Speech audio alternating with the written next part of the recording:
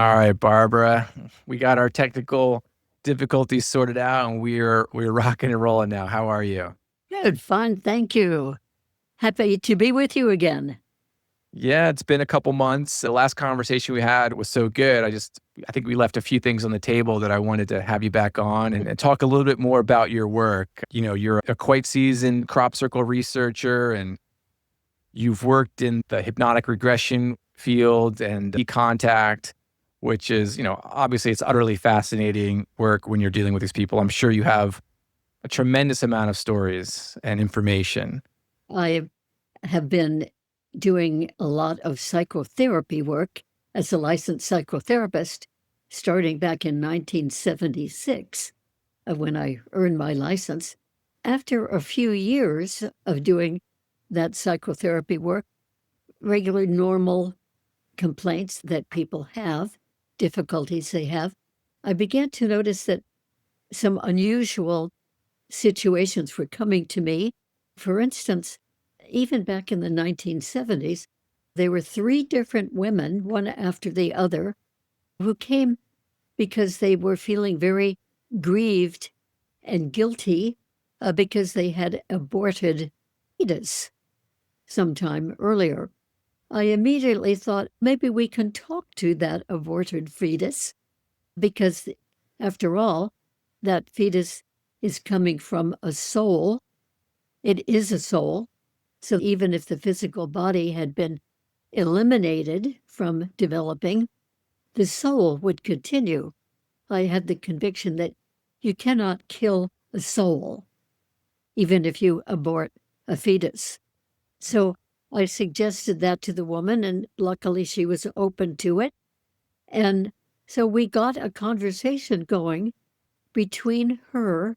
I helped her to get into a nice, relaxed state first so she could be really open to hearing from the fetus. And we invited that soul of that aborted fetus to come to her. And honestly, it seems like it really did happen that way, that she was hearing in her own mind, hearing this little being, this soul, talking to her, and she explained why she had taken that action to end its life, to do the abortion.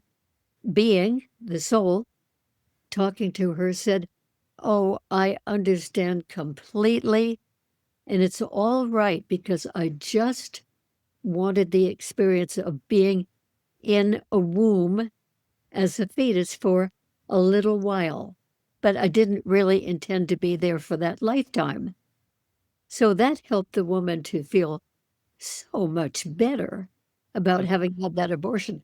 The next client I did the same process with, her aborted soul, her aborted fetus soul came through and said, I understand why it was not a good time to have me come in when you were just about to divorce your husband, which she did. I'm going to wait for you to be married to somebody you really want to be with and really love very deeply so that I can grow up with you. And indeed, that woman went on to divorce the first husband and eventually, a couple of years later, meet and marry another man whom she felt was her real life's true love. And they got pregnant, and that baby was born as a boy. And she felt that it was the same soul. There was something so familiar about Mm. it. And then with the third one, too, it worked out that that was perfectly acceptable to that soul to not actually come into that life at that time. And so, you see, forgiveness was happening with each of these three women, which was just wonderful for them and very fascinating for me that this could be done. So then I went on to do other deeper work and deeper in relaxation work. And then eventually in the mid 1980s was trained for 5 years as a past life regression therapist and was doing past life work with some of my regular therapy clients. and did quite a bit of it, actually. It seemed to be called for in many cases to find out the real cause, the real source of the problem that each person was having, and found it often in what certainly seemed to be a past life with lots and lots of detail. So then by 1991, people started coming to me for regression work. But now it was for finding out the details of people's experiences with very unusual visits they had had with very unusual beings who were not human. They didn't know what they were. But anyway, they were extraterrestrial beings, as it turned out. So I started doing regressions to find out the details of those visits and removals of the person, abductions. And then in that year, 5 more people happened to come for that very same reason. So I started to really build up quite a clientele of people who were wondering about these unusual extraterrestrial visits they were having. And so that grew, and by now, all these years later, it's been a few thousand people who have come for that type of regression. So out of that regression work to people's extraterrestrial encounters, I have learned an incredible amount, not only about those encounters, but about the beings and in many cases about their motivations. First of all, I need to say that there are many different types of extraterrestrial beings, different races, different species who come to Earth and interact with people. And they all have their own agenda.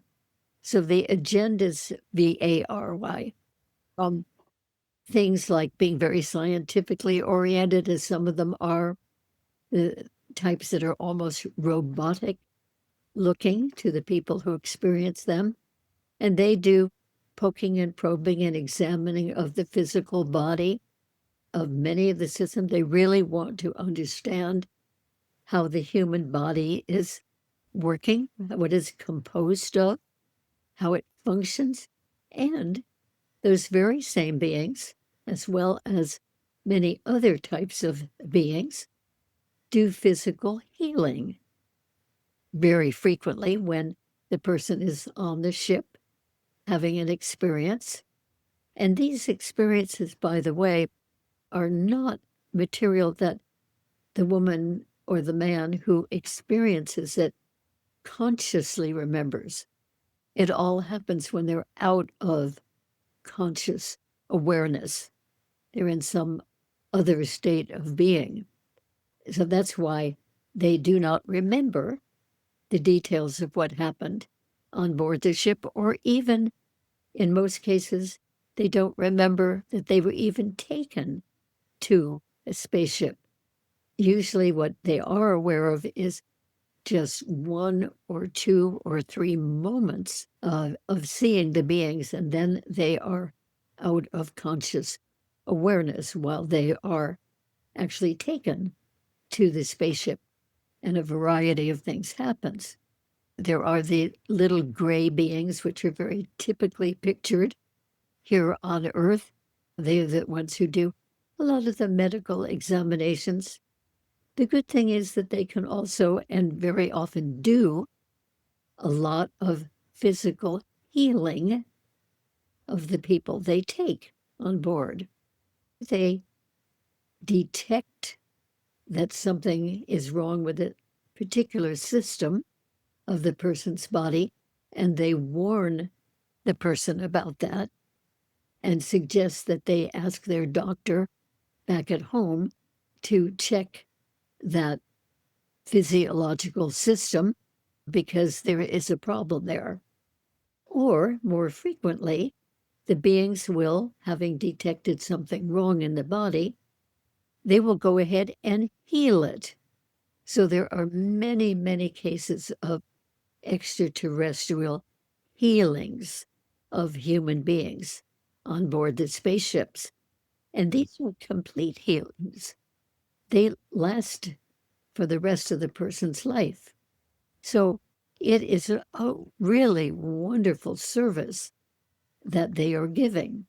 And it's not only the little gray beings who do that healing, it's quite a number of other species of beings who collaborate in the healing as well.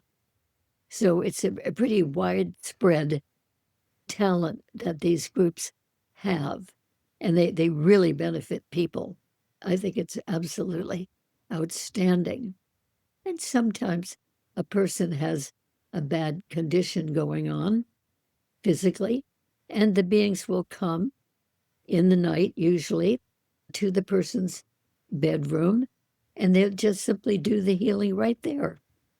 They don't even have to take the person on board the spacecraft. They just simply do the healing. In the very first case that I ever had, the first young woman I ever worked with, one of her regressions showed that at a time when she had had a really painful, severe ear infection, that one night while she was having that infection, she woke up to realize that she was being rolled from her back onto her side with the ear that was affected on the upper side. And then she was aware by rolling her eyes back that there were 3 very tall white extraterrestrial beings there, and they were doing something with her ear. They were healing her ear. When she woke up a few hours later in the morning, she realized that she had no more pain whatsoever in that ear. And she went again to the doctor to have it checked. And he said, yeah, you're completely cured. I don't know how it happened, but you got cured. He knows, having had the regression, that it was the healing done by the extraterrestrials. So these things happen to many people. I have regressed people to so many incidents of healing, either at home where they are or on the ship. And as I said, by quite a number of different types of beings. So in one healing session on board the ship, there may be a little gray being, there may be a tall white being, there may be a taller gray type being, but with tan skin. There might be a reptilian being, and often just a few feet away, the person notices that there's a very tall mantis being who seems to be in charge. He seems to be overlooking the whole procedure that the other beings are doing. And that has been reported many times by many different people. People, of course, can be so fearful, understandably, about what happens when they sense the beings are there, and some of them remember enough of the experience to know that they're levitated up out of the bed covers just sort of slip away, and then they're floated across the room. Usually that's all they remember consciously, but in the regression it shows that after being flown across the room, they are just levitated right through the wall with the beings and through the air and up into a ship and then into a particular room where the major things happen. So there are many, many other things, too, that happen when the person is taken to the UFO. Sometimes they're introduced to a hybrid baby whom they have had. They had known maybe that they were pregnant for a couple of months, validated by a doctor. But lo and behold, after a couple of months, they suddenly didn't feel pregnant again.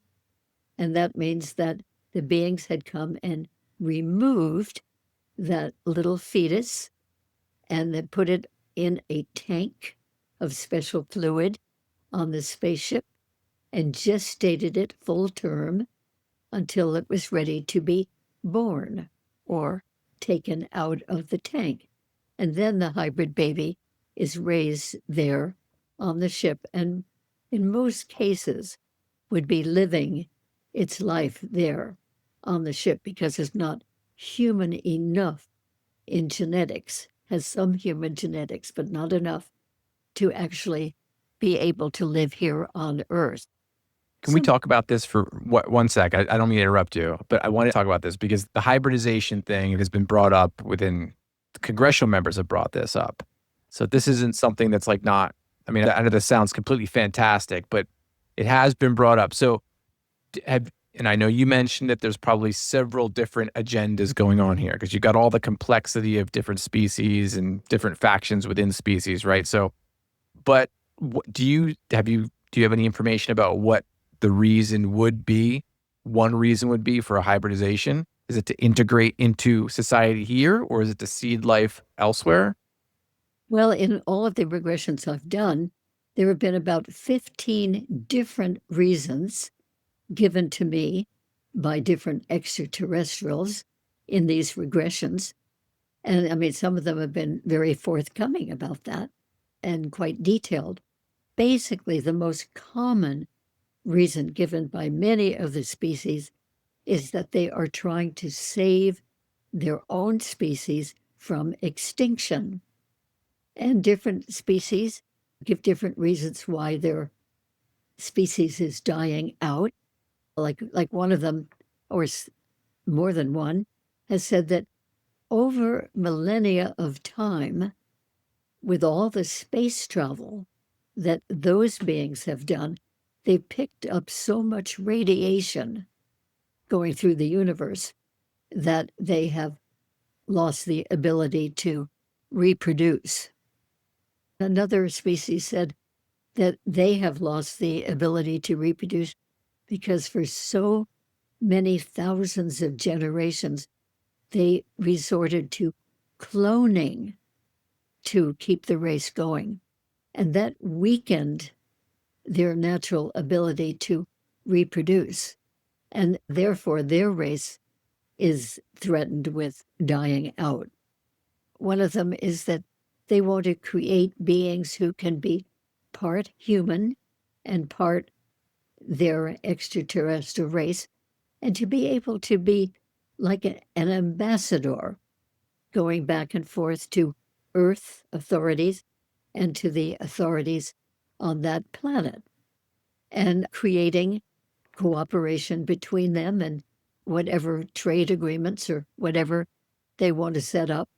So a person who's half extraterrestrial and half human would be perfect for that kind of purpose. So they give a number of other reasons too. It's not out of meanness, it always has a really good purpose for creating the hybrids. Also, there's a very important part of the hybrid process that most people probably don't hear about, and that is that we have some ET human hybrids living right here with us on Earth. A man from England, Medel Menganza, and I wrote a book in 2015 called Meet the Hybrids. And this is a book written after many hours of interviews with 8 people whom we knew of who are hybrids. They're living here on Earth in order to help raise the consciousness of people.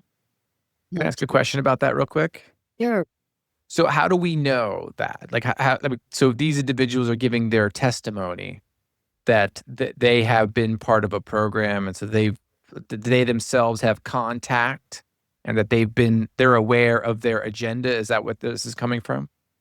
yes, some of them have found it out through regression and or have gotten validation about it, Mhm. regression, and some of them just simply by the beings visiting them and affirming that yes, indeed, this person has some of their genetics.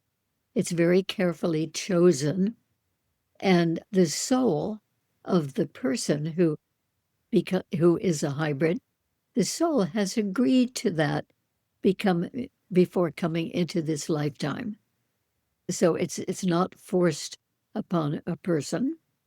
And these people are here with genetics of very positive, benevolent beings in each case.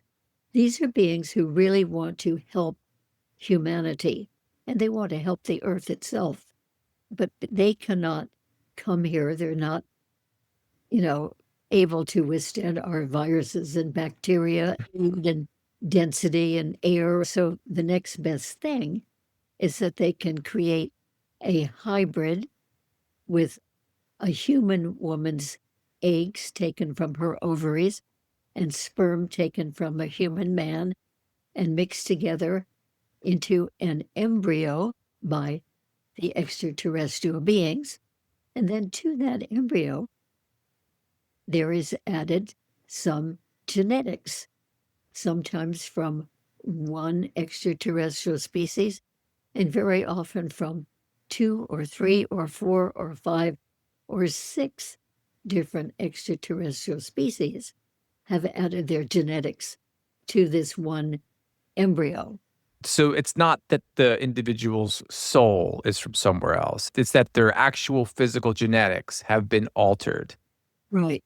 So the soul is with the body, and Okay. that's placed in the woman who had contributed the eggs, and she gestates that embryo into a fetus, into, a full-term baby, and gives birth to that baby the way that we all do, give birth to our babies here on Earth.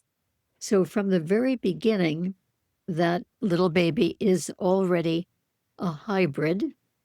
She looks like a regular baby, and all through his or her life, the hybrid looks like a regular human, but they do have a lot of different abilities. They have a lot of psychic abilities from the extraterrestrial components. They have healing ability.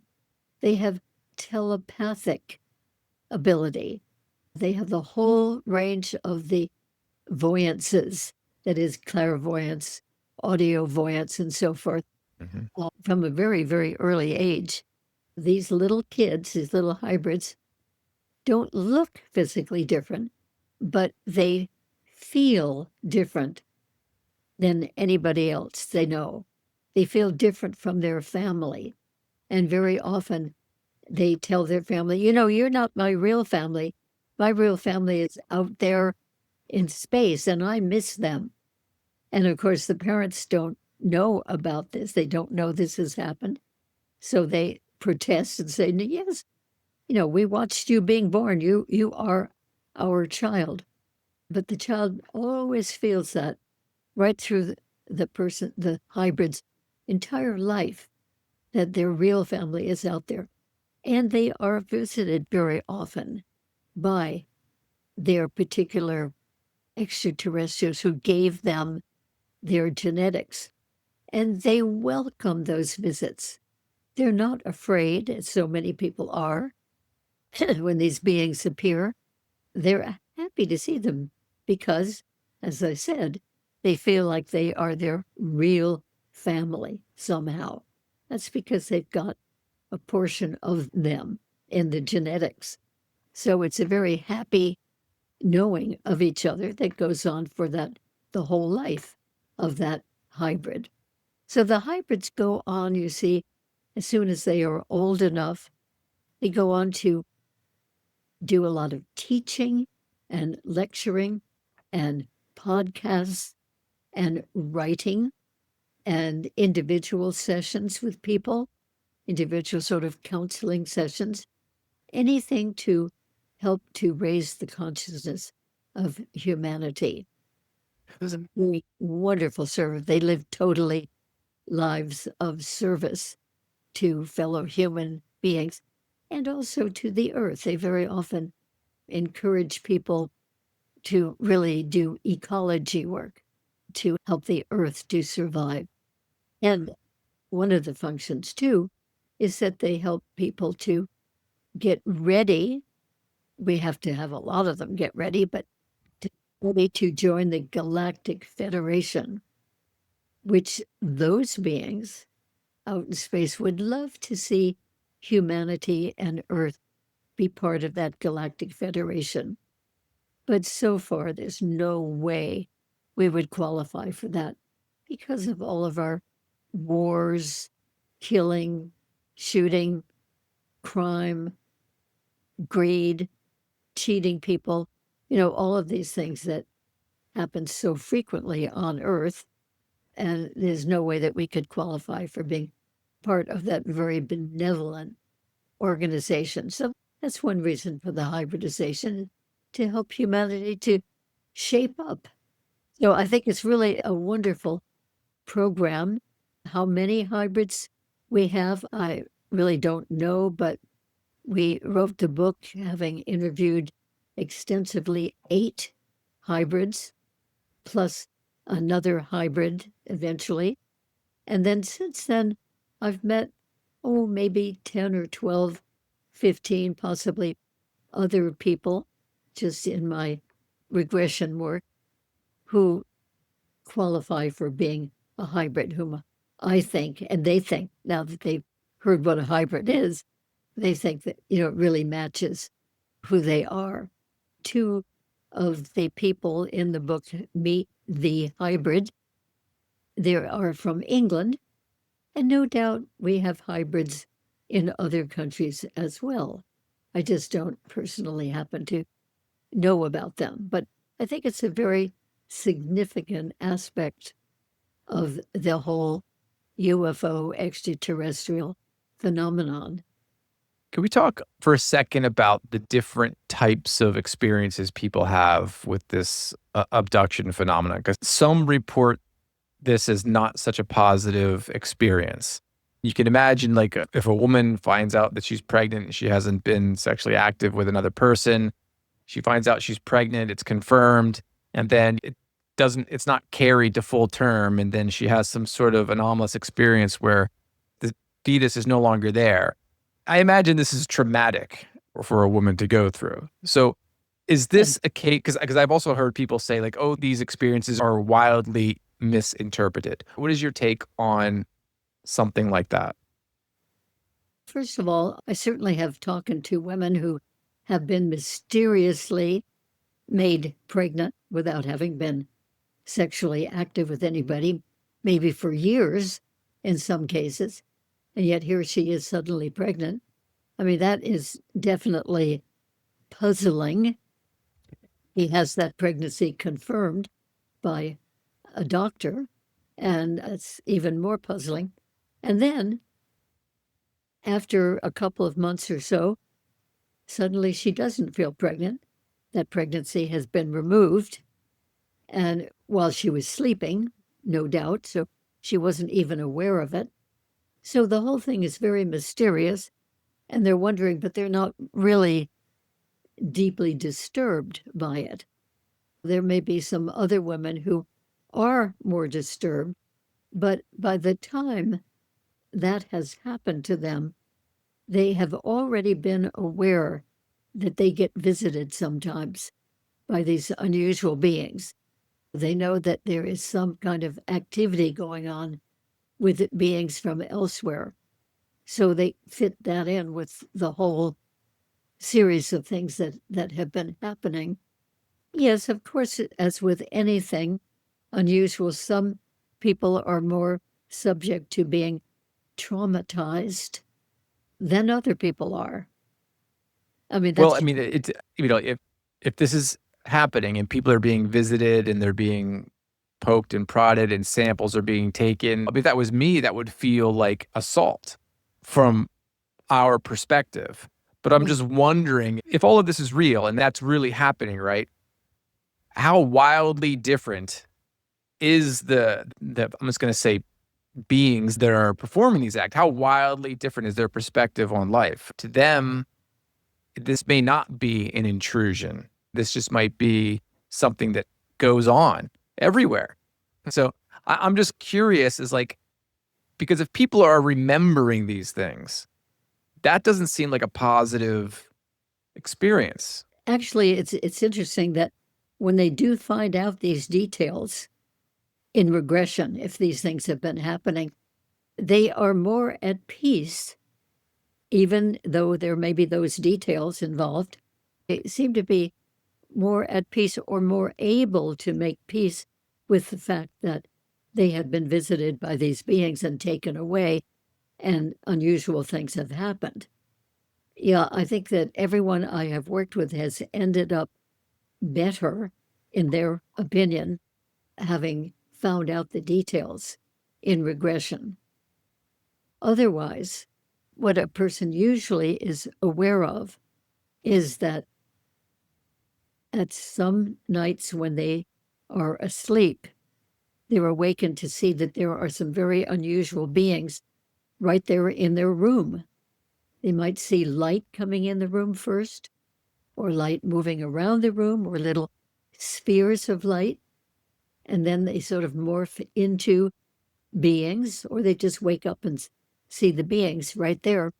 Usually they remember only a few moments, and then they're out of consciousness, which the beings make them be out of consciousness so that they can take them without writhing around and fighting and so forth, and do whatever they came to do.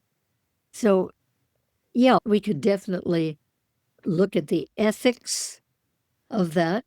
People have different opinions about that. It's just that after the regressions and people know the details of what happened, they usually are more accepting of it than they are before they know.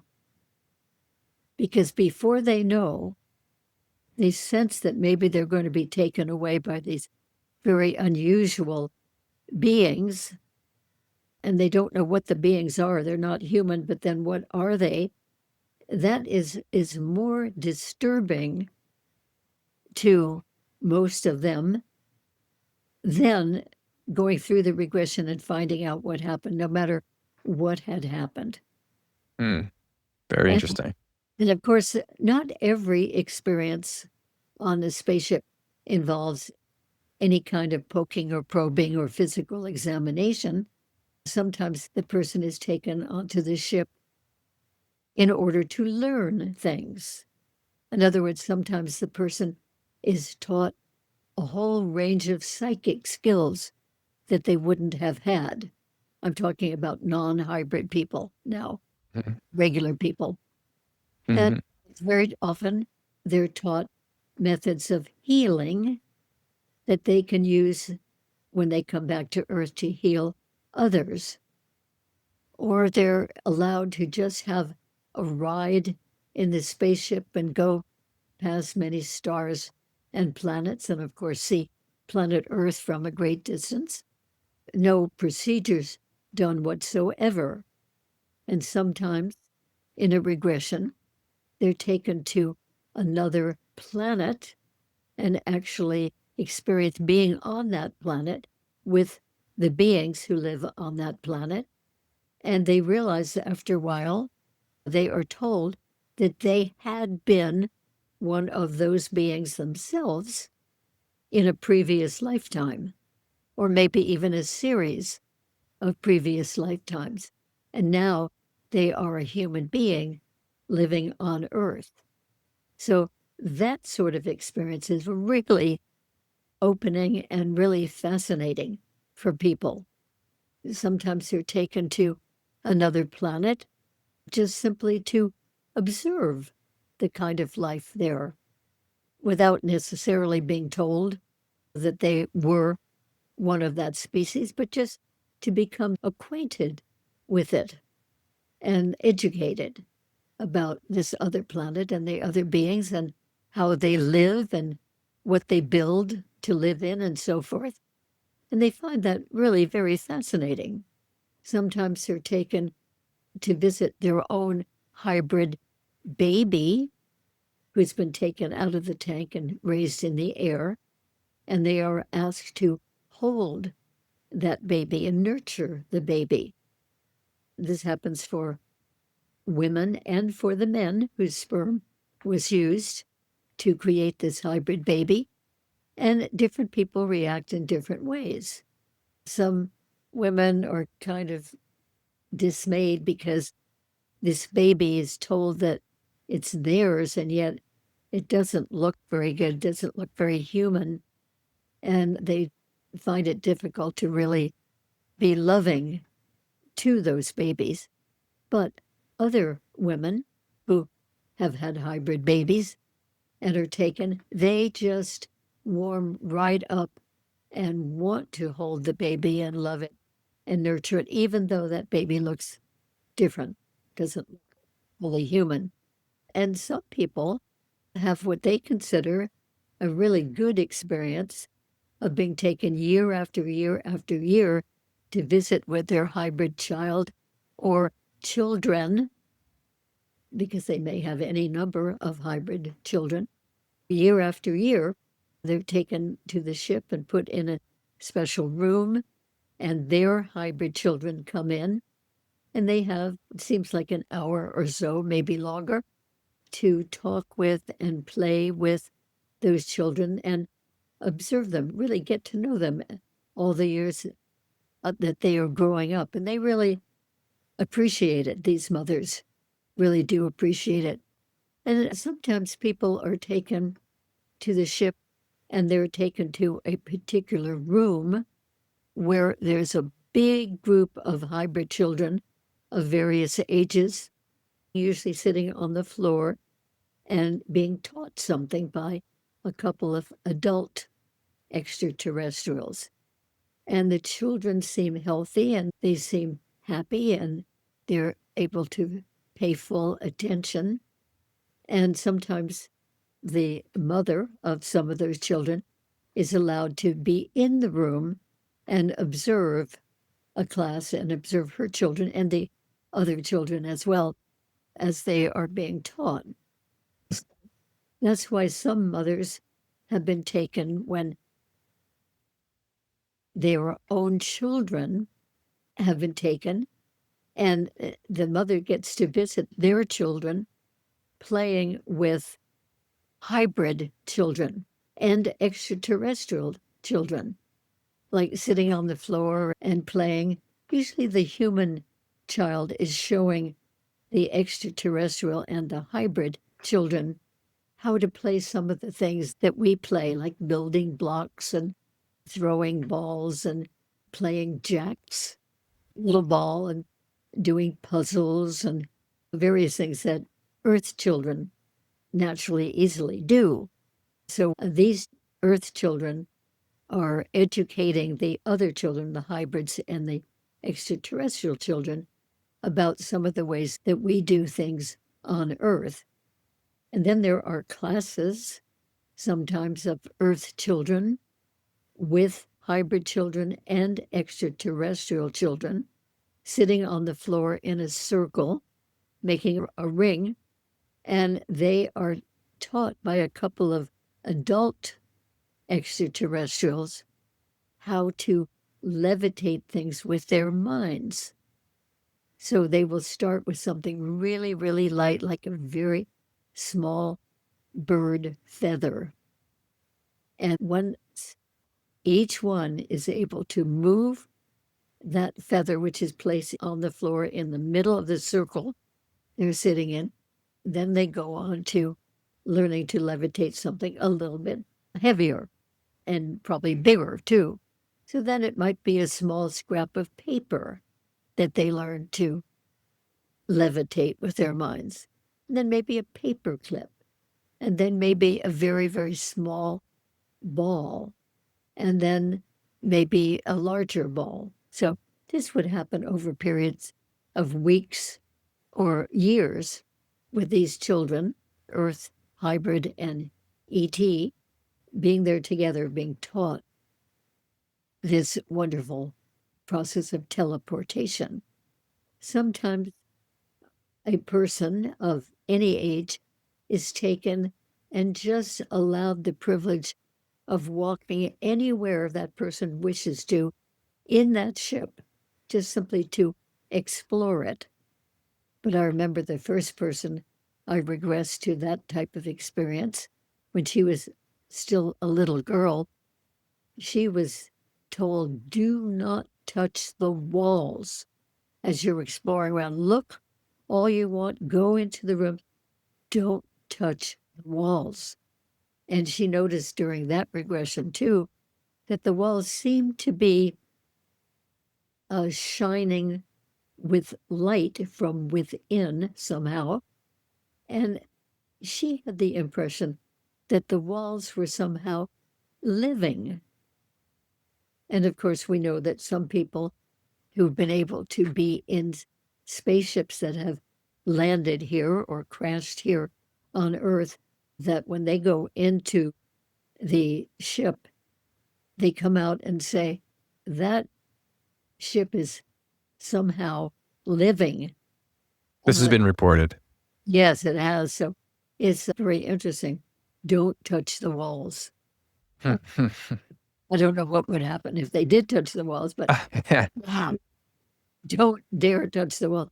So sometimes people are taken to learn how to pilot the ship, and it's all done mentally.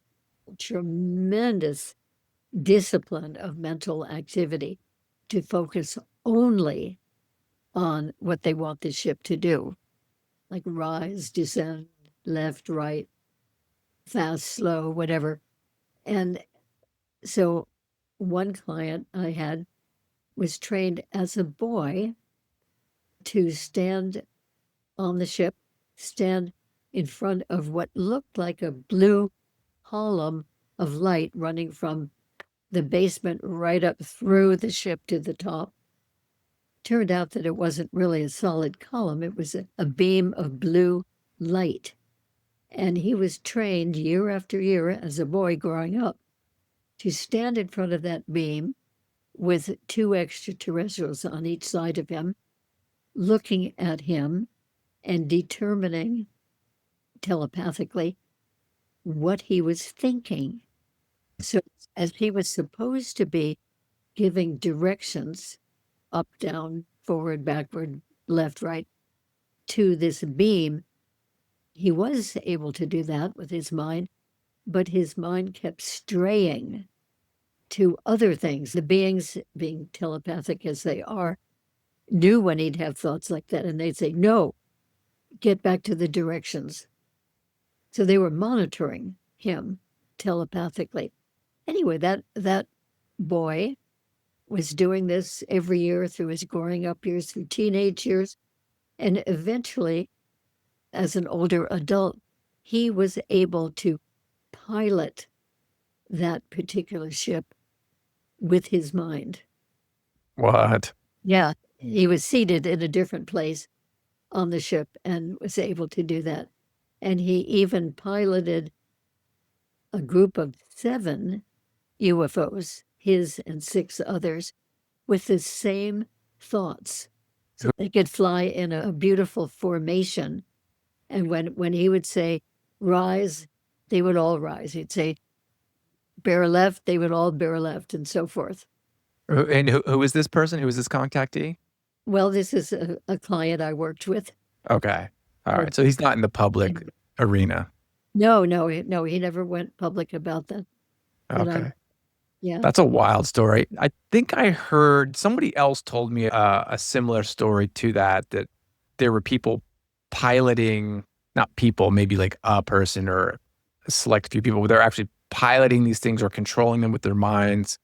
This is something that we heard through like the Skywatcher team, the psionic team. They're calling these things in psionically and then controlling them somehow. But I have heard other accounts of this. Barbara, I wanted to see if we could switch gears for a second because I mean, I love talking about the crop circle phenomenon, and there's one formation I wanted to talk to you about, the Crabwood tree formation. I was going to pull it up here. I've talked about this one other time. It was well over a year ago with Karen Alexander, who was in this formation. I want to pull it up and just talk about this for a second because this, to me, if this is the real deal, this is the most striking crop circle I think you could probably look at because most of them are geometric. This is quite in your face. So first of Right. all, did you ever go in this one? And if so, what did you notice? No, I had gone home the day before, had flown back to Los Angeles the day before that one appeared. But my very close friend, who is English and lived there, she and her two grown sons did go to it. And they said that when they first went into the crop circle, even just a couple of feet into it, the energy in there was so strong that they couldn't stand it. And they went back out and sat in their car at the edge of the field for at least a couple of hours, hoping the energy would calm down enough so they could go into it. And indeed, that energy did. So it's a very powerful crop circle, probably the most powerful one in terms of energy that I have been aware of. And Of I the just want to say one thing that Karen Alexander went in this one. She said the exact same thing. She said it was like fizzing when she Yeah, went in, and it's like, and so th- this crop circle to me is the most bizarre, right? Because most of them are highly geometric, aligned certain ways, and I'm sure this is aligned certain ways. But this one is very different, right? This is very in your face. even the technique of laying down the crop is a whole different technique. As you can see, It's with lines, the right? alien head, yeah, it's sort of laid down in lines rather than big areas of flattened down crop. So there's that, they call it rasterizing, the technique, although in the disc that was done in a whole different way. So here we have the alien head, which was a surprise to see in a crop circle, and a rectangular pattern rather than a circular pattern, as most of the crop circles are. But then the disk of information is extremely important. All those little dots left standing up, little brown dots of the crop, it's called forming what's called an ASCII code. And the ASCII code has been decoded by several different people who understand ASCII code. And the translation of that ASCII code is as follows: We abhor deceit and lies and broken promises. Mhm. Uh, there is I think it the is beware the bearers of false gifts and yeah, broken yes, promises, yeah, much pain, but still time. We oppose deception. And then it yeah, was like conduit ending. yes, good for you, thank you. I was Yeah, trying to yeah. pull that up out of memory, and I was getting it a little bit short of remembering. So anyway, that could be considered a warning to us. At first, some of us thought that meant that we were being warned against the extraterrestrials. But as the years have gone on, many of us have changed our opinion about what that message means. And now some of us mean beware of the false gifts and broken promises that your governments are making to the rest of you people. And part of the message here is we abhor deceit. Mm. So they may be aware of a lot of the deceitful things that are going on Earth, which really affect a tremendous number of people. But at least it says the conduit is open and there is still time. So hopefully we can route out, take care of some of those who are giving false promises, broken promises, and false messages to us, and improve the life of humanity. So, anyway, that was a very, very important crop circle. And it's huge too. This isn't small. This is a rather large formation. I remember Karen Alexander telling me when they flew over it initially, I think they took pictures of it. Her husband, Steve, took pictures of it, and they didn't know what it was when they flew over. They couldn't tell. Well, But when they got the pictures developed, they were like, oh my gosh, look what it is. right. If they took it from the other angle and it looked upside down, Right. you wouldn't recognize it. Anyway, Karen is an excellent crop circle researcher, she and Steve. So you had the best people on to talk about all that. Yeah, we just had her on last week, and we did a podcast. There were two parts. One part's coming out this Friday. Well, when this one airs, it'll have already been out for a minute or two. But I spoke to Karen originally in 2024, early 2024, and this was one of the ones I wanted to talk about because it is in her book, and it's so different than everything else that's in her book, right? It's so different than any other crop circle I've ever seen that people claim is in that camp of anomalously created.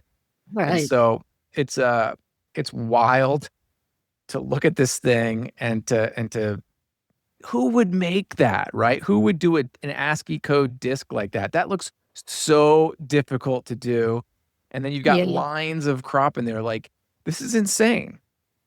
I know it. The ASCII code thing, especially the spaces between each standing group of stalks in that ASCII pattern. I mean, it has to be exact, to form a whole message like this. No, we don't see how any human or human team could possibly do that. This also is placed in a field that is the closest to Britain's largest radio telescope. Is that Chilbolton? Yeah, in Hampshire County, Okay. southern England. And this is the same field. Oh, no, I'm sorry, it isn't. It's not far from the field where 1 year earlier there was another absolutely remarkable crop circle, which looked like the glyph of information that we humans sent out in 1974 to the Hmm. 18 star cluster, telling about humanity, telling about our physical component, medical, mineral components, our DNA spiral, our population, our position in relation to our sun, and our transmission system, And which, that was beamed out of the Arecibo Observatory in Puerto Rico originally, correct? yes, it was. Okay. And that's interesting because I think in that message they beamed out there, they actually put a depiction of what the radio telescope looked like. Yes, And then in either before the one you're talking about came down or after, there was another crop circle that looked like some sort of radio transmission device that was similar, correct? the one, yes, with the one that came back in 2001 in that field nearby, they showed the transmission system at the bottom of that long, thin, rectangular glyph. Hmm. It's like we had shown our transmission system of the Arecibo radio telescope. And then the one that they showed was identical to a crop circle pattern they had shown in the same field the year before. Right. The year That's before, what it was. It was the year before they that gave that us one that came up. they gave us a preview of their transmission system without any of us realizing what that particular pattern meant.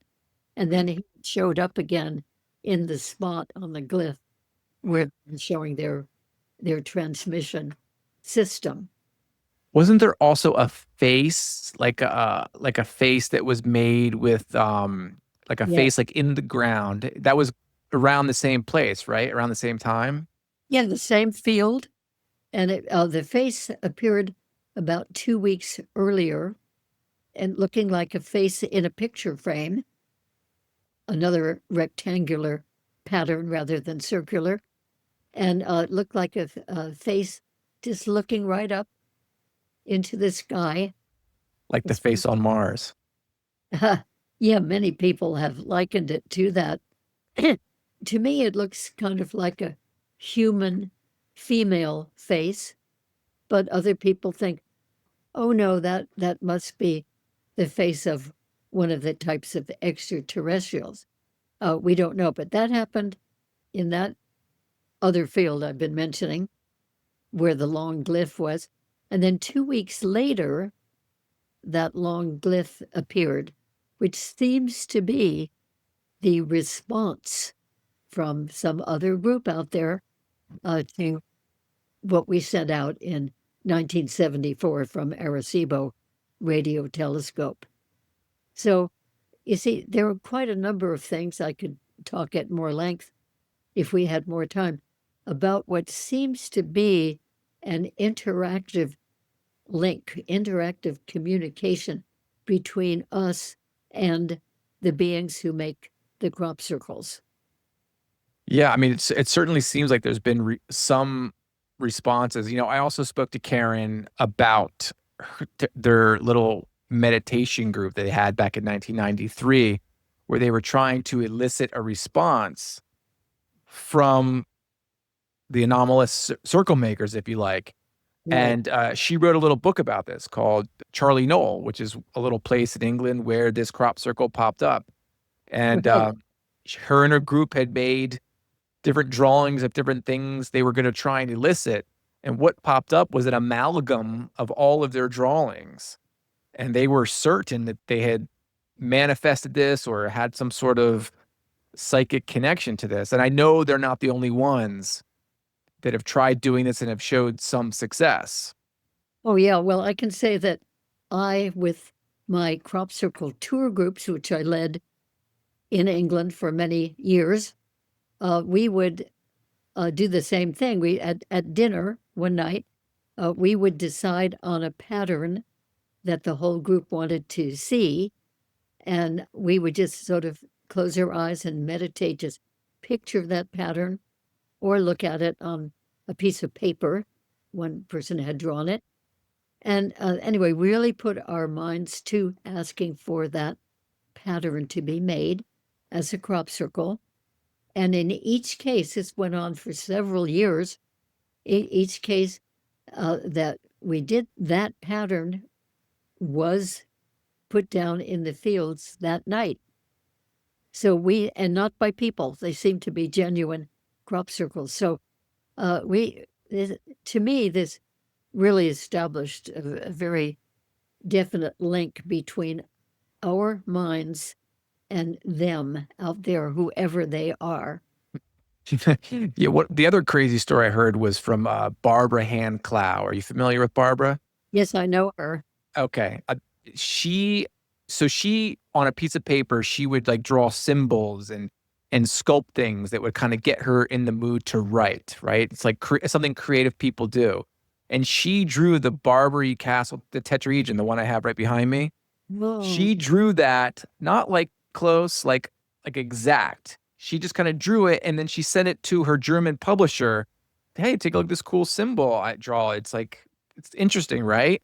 And a day later, he sent her a fax with that crop circle and say, look what popped up after you did this. And so, I've interviewed Barbara and, you know, I mean, she writes about this in her book and Freddie Silva writes about it in his book. And so that's another example of this. And I have other people have told me the same thing. And I don't think they're BSing me. I think that this is something that happens.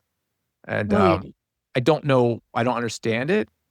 It's very curious to me, but it's wild. It's absolutely wild. Yeah. Well, in 1999, in Wiltshire County, England, there was a group of Japanese people, crop circle researchers, small group, maybe 8 or so, and they sat on top of Silbury Hill, which is one of the ancient large mounds there in that territory. And they sat there one afternoon and meditated and asked for the making of a symbol that would show the Japanese culture. And that night, lo and behold, a new crop circle appeared, and it was a design of Japanese origami. So that certainly is a symbol of Japanese culture. So on the strength of that, they decided, let's ask for another pattern. And they got together and meditated and asked for another sign of Japanese culture. And that night, a crop circle appeared that was a definite Japanese pattern of three crescents almost crossing each other, not quite. And they said, yeah, that's the Japanese culture symbol for women. And that's what gave me the idea to really ask for a pattern, and started doing that with the groups that I was leading to crop circles. And you had success with that? Every time we had it. So it was like one time each summer for the next, oh gosh, 20 summers or so.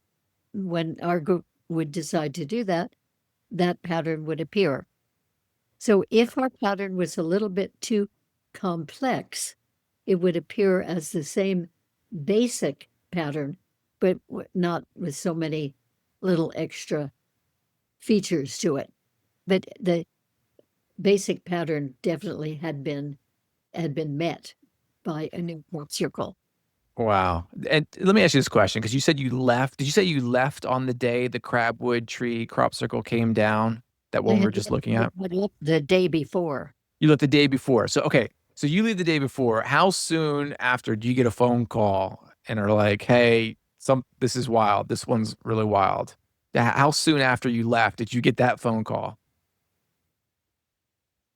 I think it was the next night after that had appeared during, that could be seen and visited during the day. I think it was that first night. And that's 2002. So nobody's text messaging you this picture. No, So did somebody just call you and just say, hey, by the way, there's this crazy one came out, or did somebody fax you a picture of it or email you a picture of it? I'm sure that I must have seen it on the crop circle connector The website. Okay. It's already up and functioning for a few years by that time. So they certainly would have.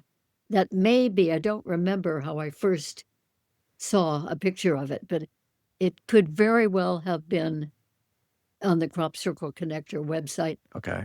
And I think it was after that my English friend Jill called me and told me about that. Okay. Yeah, that's I mean, if I was a crop circle researcher and I left the day before this thing was discovered, I would have been like, oh my God, I gotta fly back and see this thing. That's Oh, just I know. I would love to have, but I was already booked up with clients here for therapy work. I right. couldn't do that. But, oh yeah, that I'm sorry that I didn't get a chance to go into that. That would Mhm. have been amazing. And especially with such incredibly strong energy. Yeah, I've heard that. Like I told you, Karen Alexander told me that. And she said on the podcast, she's like, I don't know. It was like fizzing or something. It was just Yeah. and and I've heard that from other people too. Gary King told me about the 777 crop circle that he was like a witness to that night. Oh yeah. Um, he told me the same thing. I asked him, I go, some people tell me that when they walk in these things, there's like a fizzing of energy they can feel. And I said, did you feel that? He goes, oh God, yeah. He goes Yeah. all around. He goes, the second you went in it. I went into that the next day, and yes, it did definitely have strong energy, that's for sure. I had Yeah. been to many crop circles previous to that in that same field in Eastfield, Alton Barnes. And Hmm. I mean, there'd always been some nice energy feeling, but not as strong as that particular one. Right. And what is that? Can you describe what that feels like? Is it like static electricity you're feeling? Are there physiological effects? It's hard to put it into words because it's not like anything I've ever felt anywhere else. It's kind of a feeling, part of it is that my body warms up. So But there is it's a physiological effect. yeah, and I cannot say there was a sound to it. I've been in another crop circle where there was a little crispy sound with Mm. it even newer before I went in, and it sounded like pouring milk on Rice Krispies. That was a different crop circle. But this one, yeah, it felt well, it felt warm with like the feeling of warmth was jiggling around Mm. my body. I think that's the best way I can describe it. And there was movement to it. Interesting. Yeah, not like an electric shock, Hmm. not like that, but definitely this warm feeling, staticky, almost tingly, but Hmm. not quite tingly, a little Hmm. more subtle than that. So you're definitely sensing that something is different when you're in it versus when you're out of it. Oh yeah. And then the look of it too. The way the crop had been laid down. Hmm. Every stalk so perfectly parallel to each other one in whatever part of that pattern it was, whether it's a circle or not. That one had a beautiful ohm symbol that looked like the ohm symbol as part of that pattern, and then lots of circles. Yeah, and it was huge. Yeah, he said it was 1,000 foot from like one end to the other end. Yeah, I mean, that's crazy. That's like 3 football fields long, 3 American football fields long. It's crazy.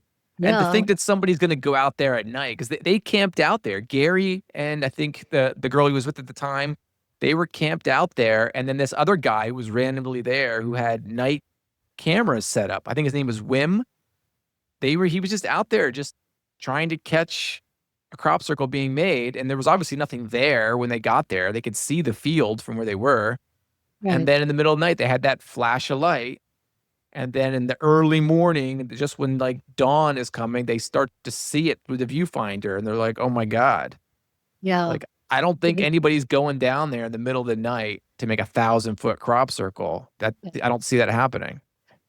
Oh no, they were up on Knapp Hill, which is Mm-hmm. pretty high, actually, overlooking that field. Mm-hmm. And I had been up there earlier that evening, that night, but not late enough to see that happen. Uh, yeah, that was great that Gary King could do that. I know he was absolutely thrilled. Yeah, I'm sure. I would have been over the moon if I had had an experience like that. I mean, this is absolutely wild territory. Like if you're witness to something like that, like I don't even know where you put that, right? Like Right. And he didn't even get harmed by it. no. Been some thought that because there were two cases, one in England and one in Canada, where a porcupine, fully living, three-dimensional porcupine, happened to be going through a field when a crop circle came down there, and that poor porcupine was squashed down to about 1 inch thick, completely charred black all the Mm. way through. So you do not want to be in a crop circle when it's being made. Hmm. Yeah, So that's up the hill and win also. So they were safe. They could see that this was happening, but not have to be in it and be harmed by it. and I know that the apical nodes, I mean, depending on the crop, but that apical node that comes right out of the ground is usually elongated or blown out. And, the theory is that it's exposed to very fast, intense heat that Right. causes that allows the crop to then lay down. And so if that's going on, you don't want to be in one of these things when it's being formed because Yeah. you're probably going to get exposed to some kind of radiation. Oh, Um, yeah. No, you definitely don't. And there have been stories of a bird who flew over a crop circle when it was being made, and the bird just dropped down to the ground and died. In fact, I was with a few other people, but in one crop circle, at West Kennet Long Barrow.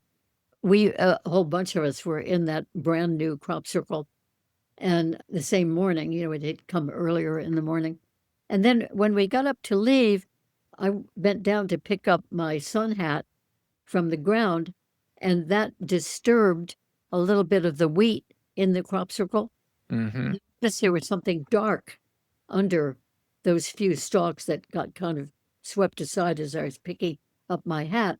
And so I brushed away the rest of the stalks, and there was a dead bird, and it was still warm. So it was warm enough that when you touched the bird, the feathers just would come right off the body. Or like it had been cooked or something? Yeah. Uh-huh. Oh my Like God. people do when they've caught game birds and they want to defeather them, they'll heat them up And the just to feathers just come right off. come off. Yeah, just slide right out. So that bird had probably either been in that field or had been flying over it Mm-hmm. when this big energy and heat came down, and it had killed it. And there it was lying there. So one of the men who happened to be in that crop circle, Nick Nicholson, he lived up in Oxfordshire, and he was going to take that bird back to a lab he knew of back at home and get it tested and see what had happened to the bird. Did that happen? I never heard the results about that. And not too long after that, that man, Nick Nicholson, had died. I don't think his death had anything to do with that crop circle or that bird, Right. but it was kind of curious. It is interesting. I mean, not to change the subject here, but it does. I don't know if you follow the disclosure movement, what's going on in DC right now, but it does seem like that conversation is all about sort of like a nuts and bolts thing, right? And the conversation about the supernatural, which I think the crop circles falls into, it seems like that's the more taboo subject, that they don't want to go there and talk about that, which is wild to me because this is the most in-your-face thing that's probably ever happened, right? And so Right. it gets ridiculed more than anything, but it's like you have the thing here, you have the leftover receipt of whatever phenomenon it is that's making this. Do you have any opinions on that? What is that? Well, see, I think that scope of the hearings is really very, very limited. I haven't been aware of their talking about the encounters that millions of people are having with these beings. Maybe eventually they'll get to that. I mean, I think there's pressure to divulge as little as possible. And it's pretty amazing to me that as much has come out as has come out. Yeah, I've had that conversation with individuals that have been in the space for decades, and they know how it was in the 80s, they know how it was in the 90s, they know how it was in the early 2000s. And to see where the conversation is now, a lot of them they're just blown away. They're like, I can't believe this is even happening. I know, yeah. I mean, really an awful lot has come out. Yeah. So, and a lot more needs to come out. Right. Yeah. It's so I know that the next hearings I think are set for September 9th. It's coming up here. And I think they're gonna have 4 witnesses, and 2 of them apparently are firsthand witnesses that have touched the craft and interacted with the beings. Good. Oh, great. So or at least had hands-on biologics, possibly. So I think they're firsthand witnesses that are going to be coming out on September 9th. So what they can say, how far, a lot of the times they get in there and they say, well, I can't say it publicly. We can say it in a skiff, right? Which is basically the answer is yes. Yeah, right. I wonder if Emery Smith is going to testify. Do you know of Emery Smith? So does he host a show on Gaia? I think he does now, but anyway, he, for many years, was at some underground base out in the desert area. Yeah, I think I know who you're talking about. And I was, what do you want to call it, analyzing tissues Hmm. and whole body parts that were given to him to uh, Hmm. investigate, see what they were and what they're composed of. And he eventually was given a whole arm, looked like a human arm or an animal arm, and eventually given a larger part of a body, and then eventually a whole extraterrestrial body that had come as crashes. And so he talked publicly about that at a couple of conferences that I went to.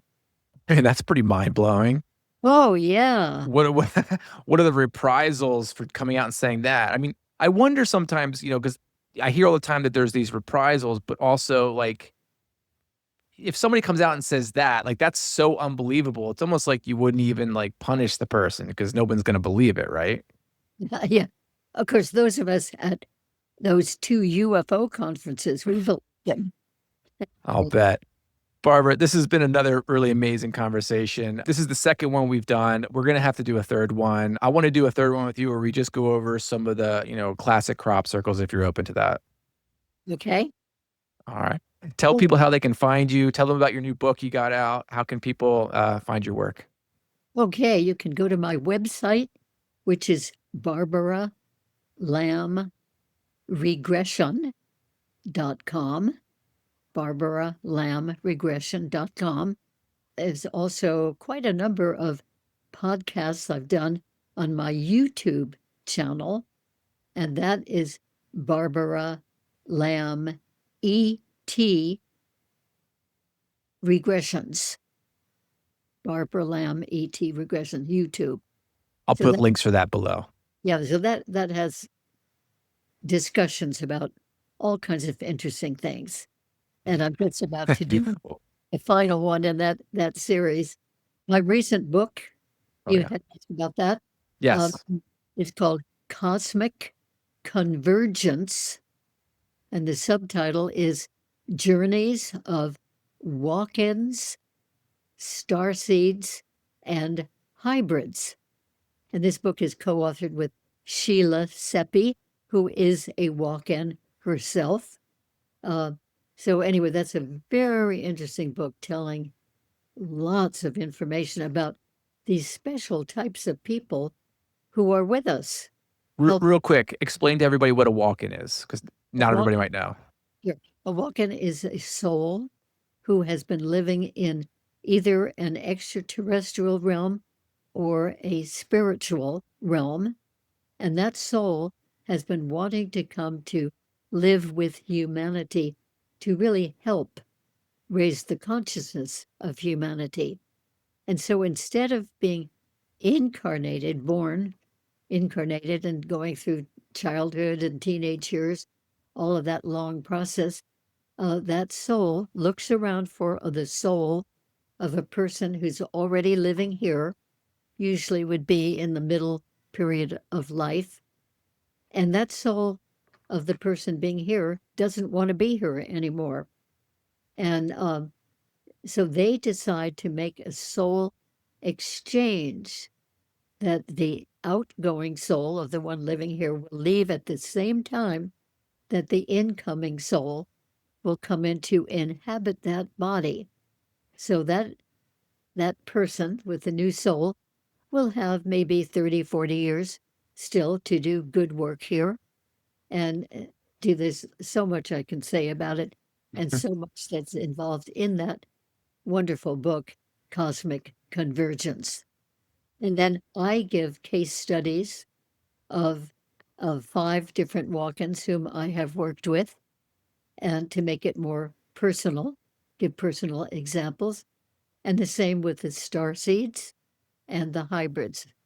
I too give example, not with the names of the people, that needs to be private, Mhm. but with their whole situation. And Their accounts. yeah, Amazing. Barbara, again, this has been another fantastic podcast we did here. Like I said, we got to get you back on for a third one. I want to do one where we just talk about some classic crop circles and some of the experiences you've had there because I just don't understand why this is not more spoken about. and more looked into. It's an utterly fascinating conversation for me, and I really appreciate your time. Thank you so much.